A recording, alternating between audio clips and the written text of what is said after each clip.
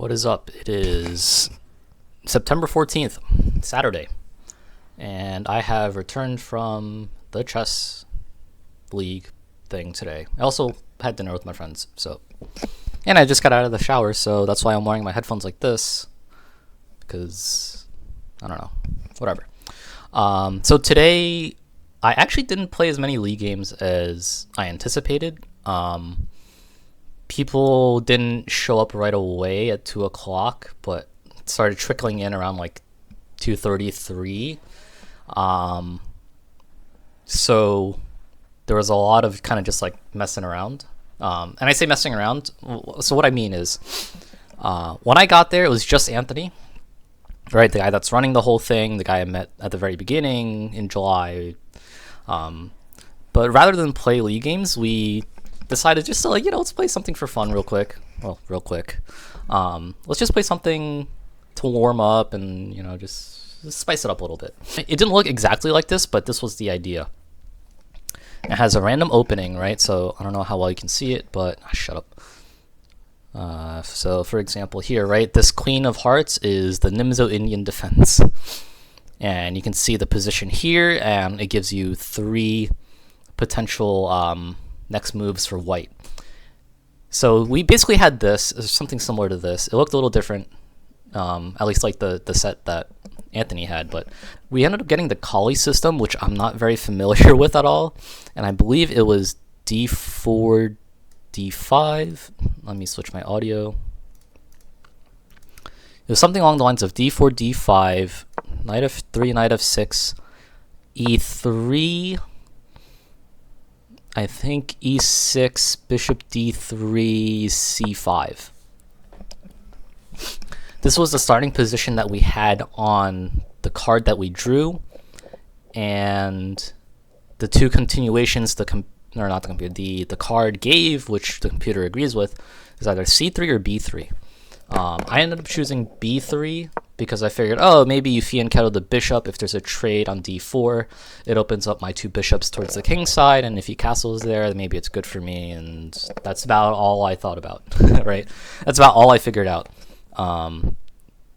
We took like 30 seconds to kind of think about what we wanted to do before starting a clock, and then we played this position out. I don't remember much of the game. The only thing I remember was that I had an isolated queen's pawn.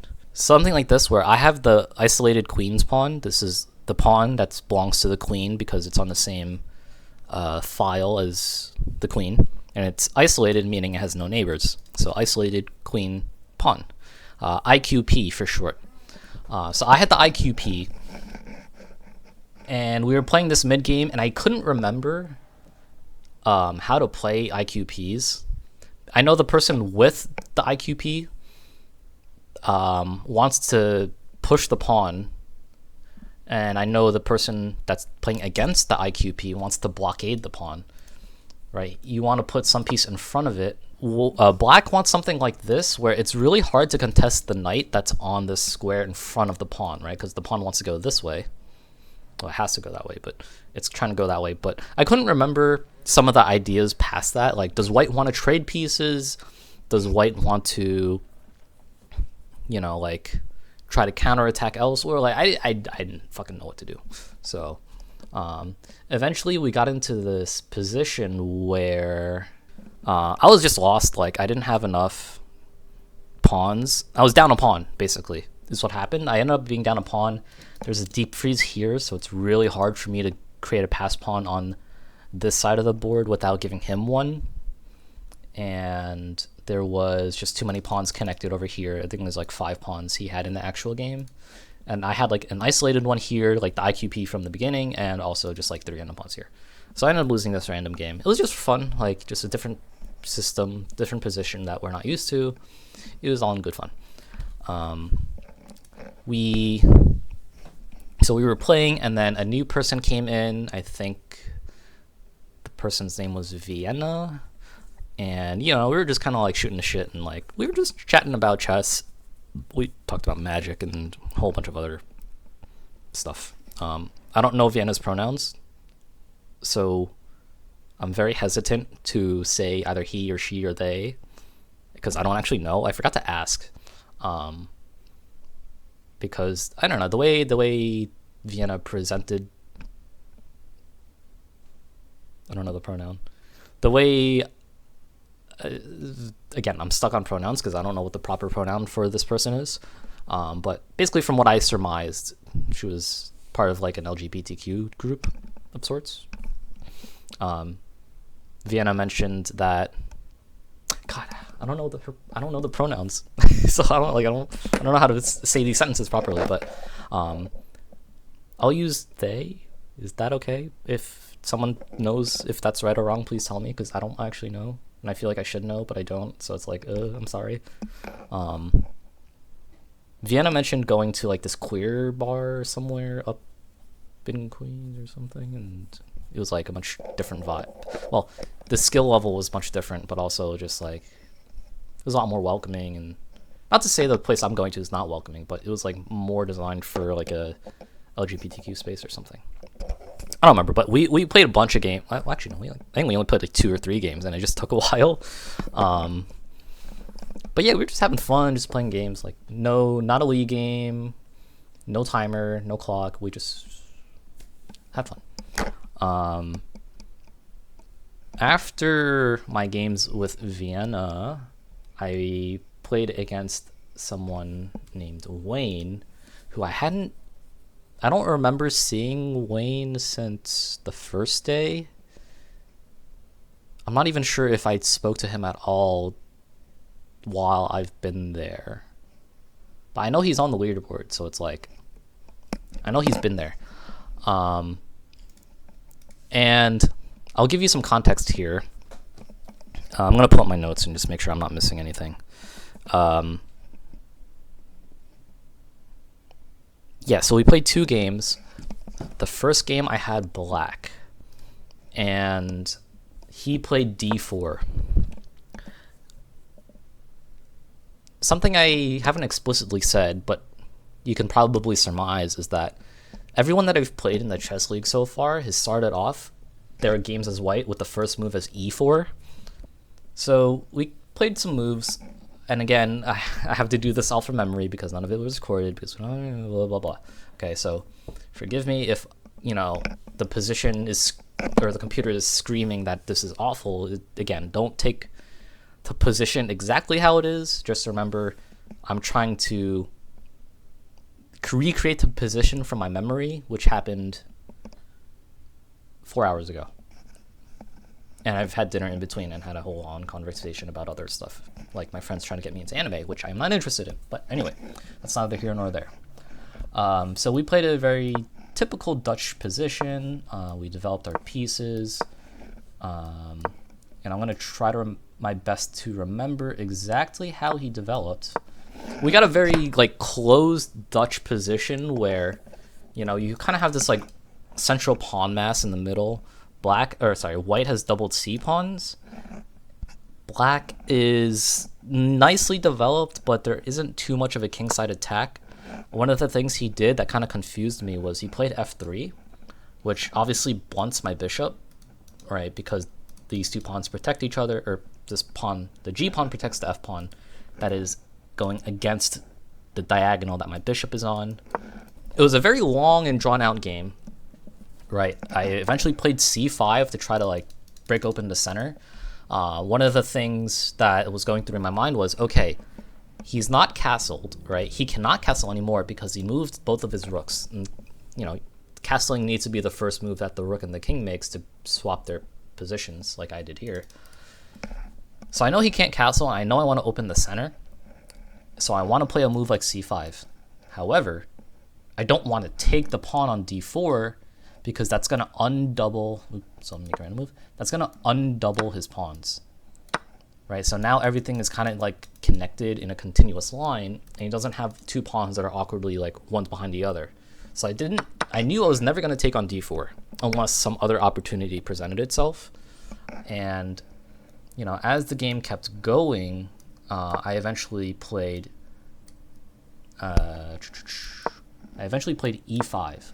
Right, again, trying to break open the center and trying to make something happen, but I don't necessarily want to take on on d4 again, because this pawn would come out from behind the further d pawn and kind of make his pawn structure a little more neat, which is much easier to play with later on in the game.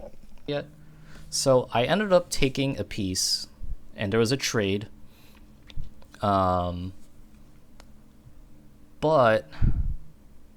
I failed to realize this diagonal was open, so he played, this bishop c4.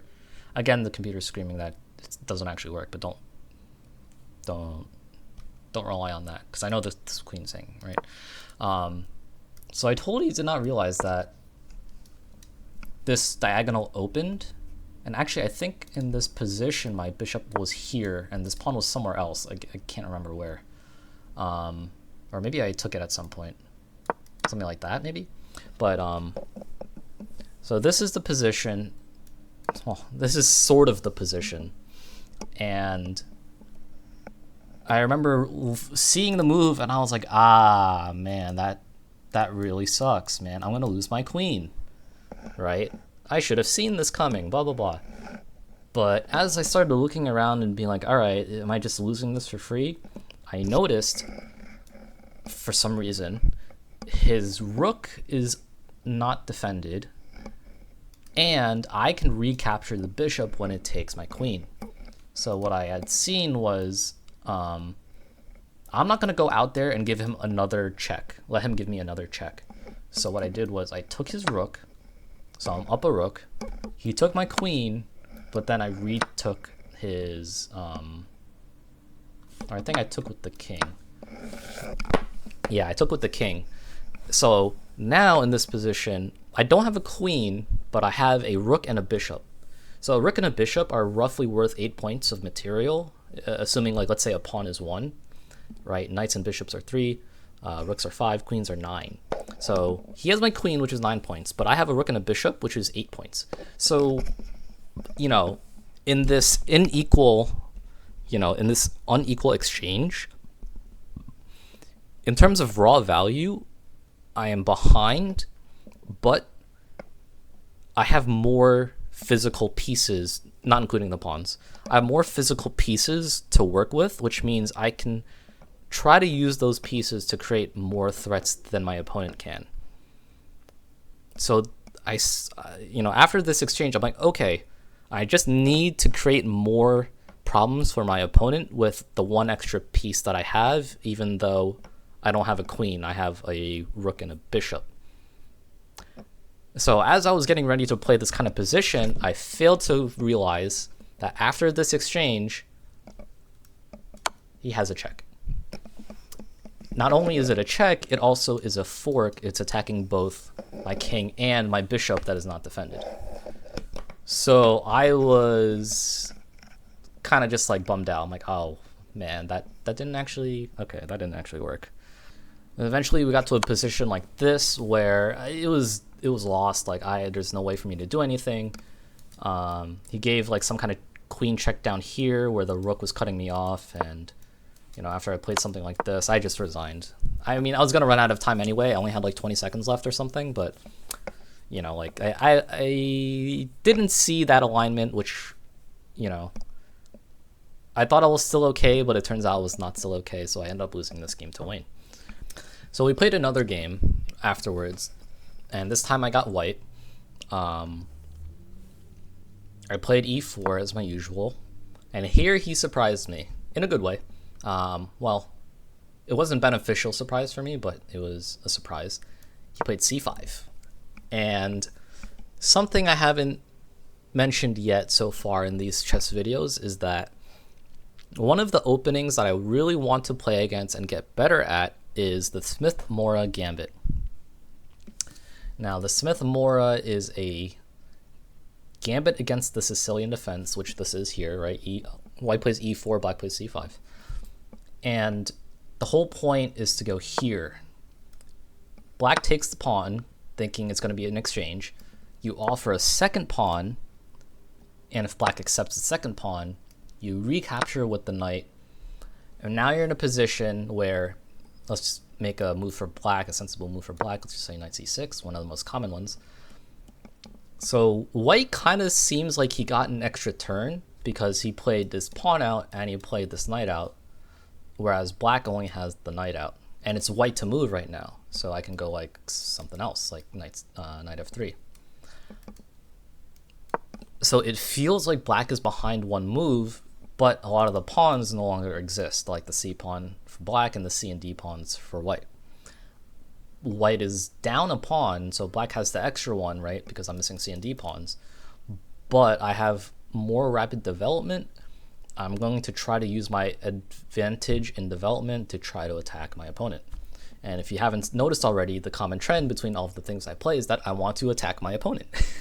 I remember playing the move, I hit the clock, I like glanced at him for a second, and I noticed that he was like this, and he's like thinking about it. Right? He does the chess thinker move where you kind of just like look off into the ceiling and try to remember what you know about this. So he kind of did that like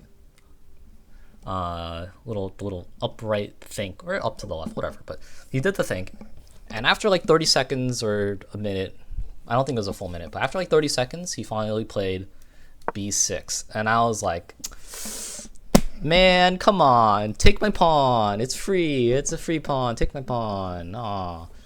And I think I actually did out loud say, oh, come on, take my pawn. And I just kept playing. This isn't in my notes, so I didn't really know what to do anymore.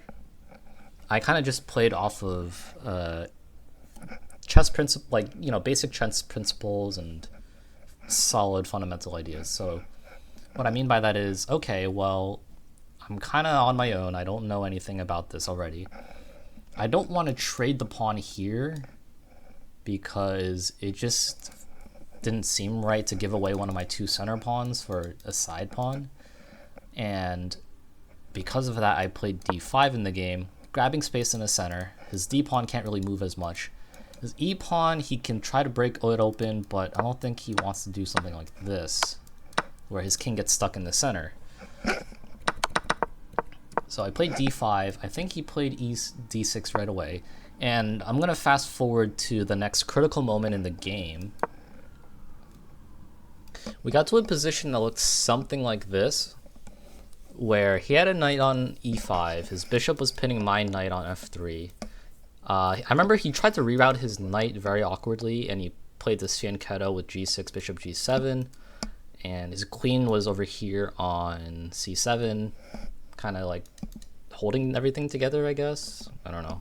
I thought it was a strange move, but whatever. And here I spotted a potential tactic. So I played queen a4 check, just because I knew it would be a little awkward for him to block with the queen, because he doesn't want to move his king and lose castling rights. He might still want to castle this way, for example. But he blocked with the queen, and then once he blocked with the queen, I saw there was a potential idea here. I was going to trade queens, forcing his king to get awkwardly placed in the center. And I noticed a tactic here where I can use my knight that's currently pinned down to take his knight in the center with check. This removes the defender of the bishop and leaves it open to attack, but he's in check and needs to respond to this threat here. I don't remember what he played exactly, if it was bishop take or pawn take. But with whatever he recaptured with, I just took his bishop here that was undefended, and in about like, you know, I don't know however many moves it was, but I was up a piece against Wayne here, and from there I was like really confident, because obviously I'm up a piece. I can go with the very simple game plan of trade the pieces down, get into an advantageous endgame where I have one extra piece compared to my opponent, and then just win the endgame. I ended up in a position that looks something like this, where he had a weird zigzag of pawns. I had a 3-on-2 here. I think it was a 2-on-1 here, or maybe it was symmetrical. And I also remember having a gap here. So anyway, and I also had an extra knight just for insurance, I guess. Well, that was just a result of the position. I had some structure like this where I have a 3-on-2 here, So obviously one of my plans is to try to get a pass pawn on this side of the board, right? It's probably going to be the C pawn. But I also have a second threat of my king being able to break open this part and create another pass pawn here. And I have a knight to support this entire operation as well. And, you know, he tried his best to defend, but at the end of the day, whatever he did was just not going to work. You could try to break something here, but I have a passed pawn now. He tried pushing his pawns here for counterplay, but I was like, nope, that's not happening. You know, I tried. I was like, no, that's not happening. And eventually I came into a space, and he realized, yeah, with the extra knight, a passed D pawn, and a passed H pawn, this game is over, and he resigned. So, in terms of league games, I actually only played 2 games. But it was 1 win and 1 loss. So before the 2 games we played, Anthony said, hey, I really want you to play Kenny. So Anthony was playing Wayne before I played Wayne, right? So Anthony and Wayne were playing, and then it was me and Vienna. We were playing our games, and then they were playing their games. And then Anthony was like, hey, you know, I'd love for you to play Kenny. You know, he's really good. He's like, I don't know what exactly he said regarding me, but he's like, hey, you two should play. I think it'd be really cool. I was like, yeah, sure. Like, I'm down to play league games, you know, like that's. So I was talking to Anthony, and he was like, yo, I really want to see you guys play, because he said the word, his FIDE rating, and then he like cut himself off. He's like, actually, no, I don't want to tell you yet. So if you're not familiar, FIDE is like the official international governing body of chess. They're the ones that like host like the world championships, a lot of these like really big events where the top of the top play, and they have a, you know, ELO system, well, not ELO system, but they have a rating system that's separate from like a United States rating system, which I'll talk about a little later maybe. But yeah, FIDE is like the more international system, and you know, you can just register, play events that are FIDE rated, and your rating in that system will go up and down, blah blah blah. After the games, the 2 games, which both almost went to time, like the first game we were both down under 30 seconds. The second game, he only had like 30 seconds before he resigned. I had like 2.5 minutes because I knew how to play that endgame. I knew how to convert it. So I was just like instantly moving because I knew what to do. So after those like 40 minutes or so, Anthony, so I walk away for a bit just to take a break and come back. And then I ask Anthony, I was like, oh yeah, so like what were you saying about him being like FIDE rated or whatever? And Anthony is like, yeah, so I was talking to him, and he's like, he's a little rusty, but he said he's like 1700 FIDE. I'm like, really? That's crazy. First of all, that's really strong. Like, people like to meme that if you're not like a top 0.1% player, you're not good at the game. In a sense, I understand the sentiment, but on the other hand, you also have to kind of just view things holistically. Like, in the overarching world of chess, 1700 FIDE is quite good, quite strong. And I took a game off him, right? And the first game we played when I was playing black in that Dutch defense, that was a very tense game too, and I knew I had a better position. Like, I knew I was advantageous in that middle game, but I just messed up that little bit where I lost my queen and thought I was okay, but then wasn't. And that's kind of how chess goes. But so when I heard he was like 1700 FIDE, I was like, damn. First of all, he was really good. And second of all, I took a game off him. Like, yo, shit, sheesh.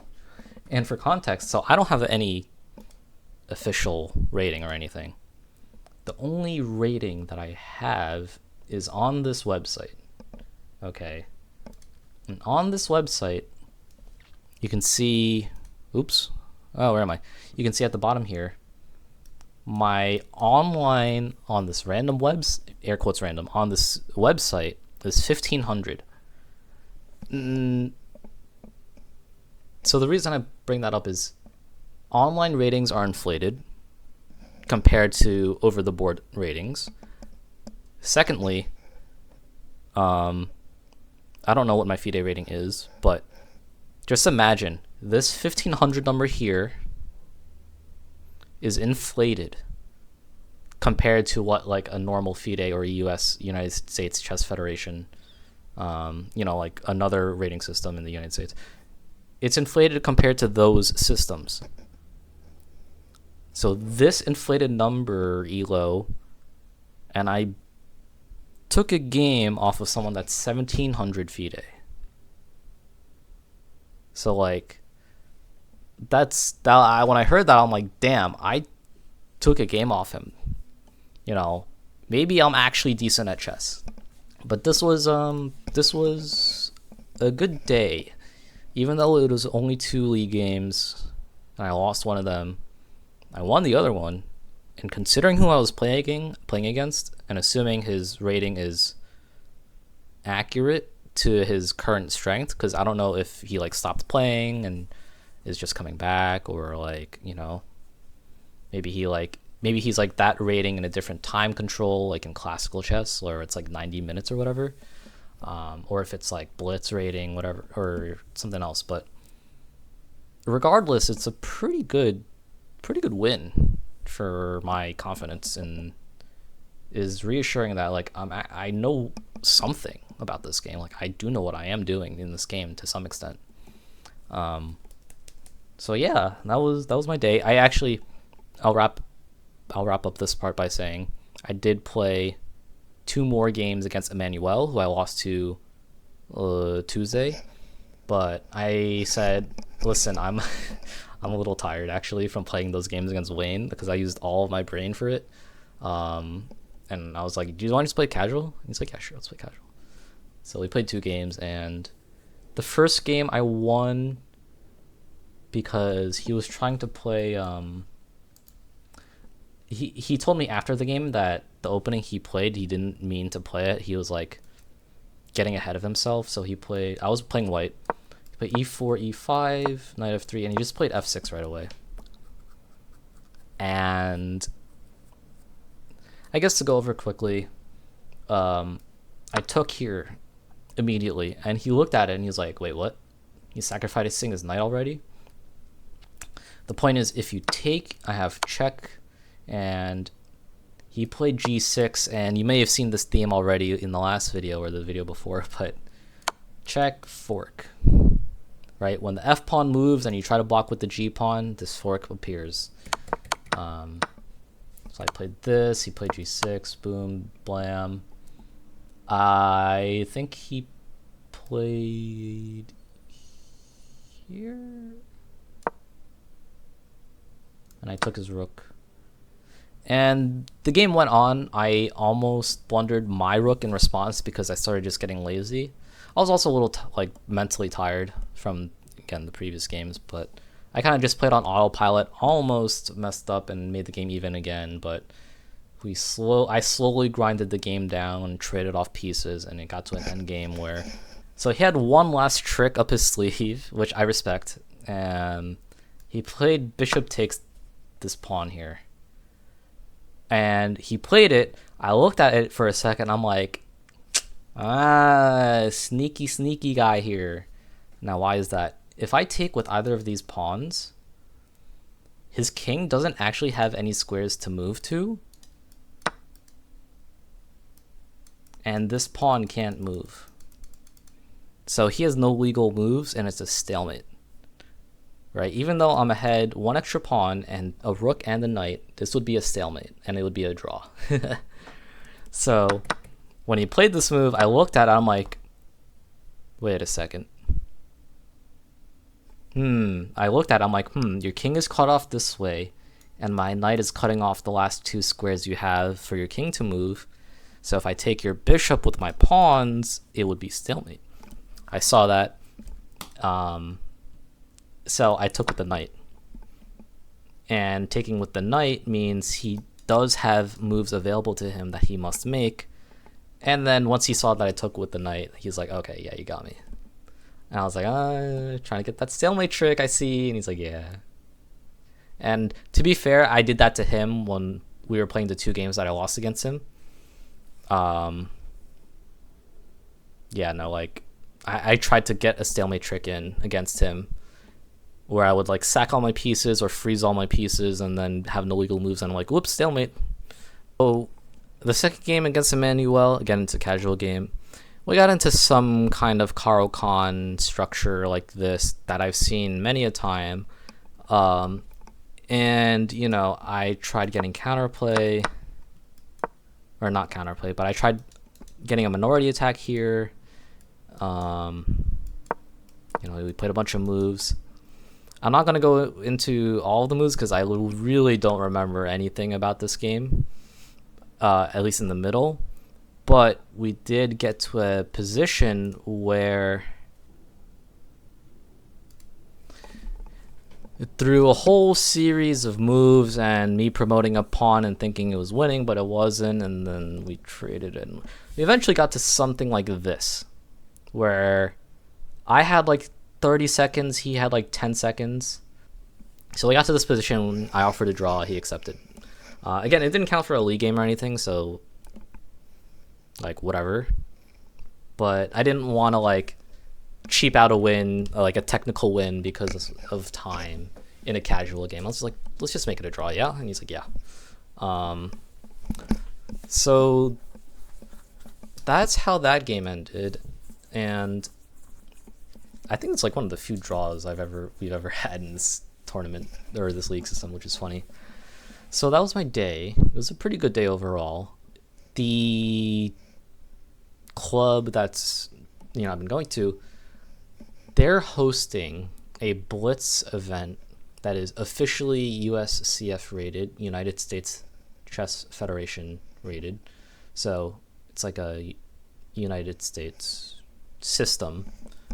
So it's going to be an official event where you'll get rating, like United States rating points, whatever. And I don't know if I am going to play in it because I do need to register or not make an account, but I need to buy a membership. There we go. I need to buy a membership to be a USCF like player, and then I can play in that event, right? So if I don't have that account, I can't play in it. And the membership is $45 a year, which, you know, you can argue if that's a lot of money or not. I'm just undecided if I want to play in it because the time control for that is 5 minutes with no increment. For context, we've been playing with 10 minutes and no increment. So I'm not too sure if I want to play in it. It sounds really fun. Anthony mentioned to me, you know, if I wanted to play in it, you know, like we could do like training games together and we can like not spar, but you know, we could play against each other and try to like get better like together. And I was like, oh, that sounds really fun actually. Wait, that does sound really fun. Fuck, oh, I don't know. Right, so that's something on my radar that I'm not sure if I'm going to commit to, but does interest me very much. I'll see how I feel after this tournament. It's not a tournament, it's a league season, but we'll see how I feel after this chess league season ends. It's running through all of September, so we'll see. But yeah, I'll consider it. They don't do them very often. I know they did one in June, they did one in July, and then they haven't had one since then. So we'll see. Because another thing I should mention, I don't want to pay $45 just to pay another $35 or $30 to play in this event. So I would have to make use of that $45 membership, which means I would be playing a lot more chess in general, and we'll see how I feel about that. But yeah, that was my day today, and thanks for watching.